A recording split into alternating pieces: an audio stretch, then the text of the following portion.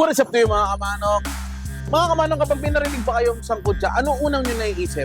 Paggigisa, di ba? Pero dito, sa Montalban, Rizal, meron akong natuklasan. Pangalan ng tindahan, sinangkutsang manok ng Mang Romy. Tignan nyo sa video kung ano to. Let's go!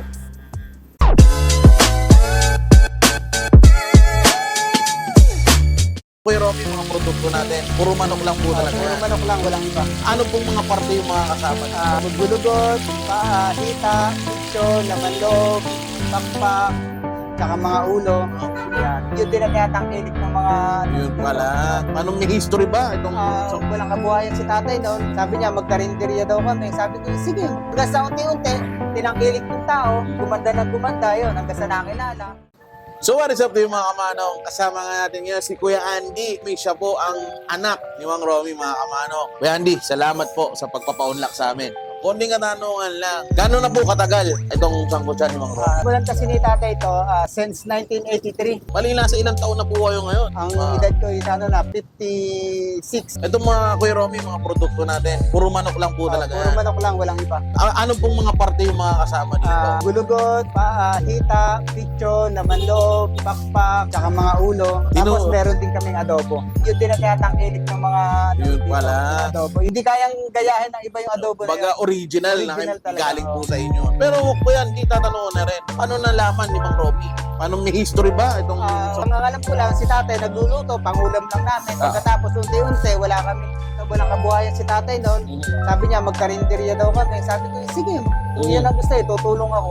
Hindi tulong-tulong. Hanggang sa unti-unti, tinangkilik ng tao, gumanda na gumanda yun, hanggang sa nakilala. Ganda naman ang istorya ni Mang Romy. So Kuya Andy, talagang tinangkilik na to ng mga taga Montalbano kasi legendary na kung tatawagin natin. Halos lahat ng mga taga Montalban, sa tal na taga Montalban, kilala to.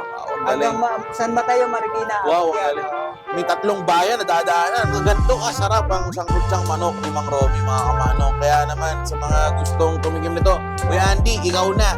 I-invite mo sila dito sa tindahan. Kung gusto nyo matikman ang aming Romy Sangkutsang Manok, punta lang kayo dito sa MH Del Pilar, San Rafael. Kung yung hindi pa nakakatikim, mararanasan nyo kung paano ang sarap.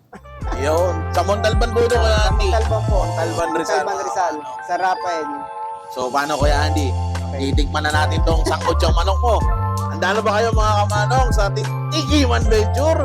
Kung handa na, tara na! So, alright mga kamanong, eto na yung sinangkutsang manok ni Mang Romy. So, tikman na natin to. May kasama itong sabaw. Ayun, ito mo, diba? So, tikman na natin to mga kamanong para malaman na natin kung talagang sinangkutsa nga ba talaga. Kita mo yung gamit nila. Hindi yung mga broiler. Ano to? Kalto. Kita mo, nipis. Tikman natin. No? Sarap. Hindi ko kala ganun yung lasa. Sobrang sarap pala nito. Saka malambot na. Plus dito yung malambot kasi dahil nga kalto, matigas na manok to. Pero dito hindi. Malambot. Tap. Tsaka yung lasa niya, malinam na yung balat ito. Malinaw yung lasa, makamano. Panalo to. Sana matikman niyo to. Dito nga to sa Montalban, sa Jeronimo, Montalban. Tanong nyo lang, Mang Romy. Alam na to dito. Sigat to dito. Manok. Ito kain. Sabaw.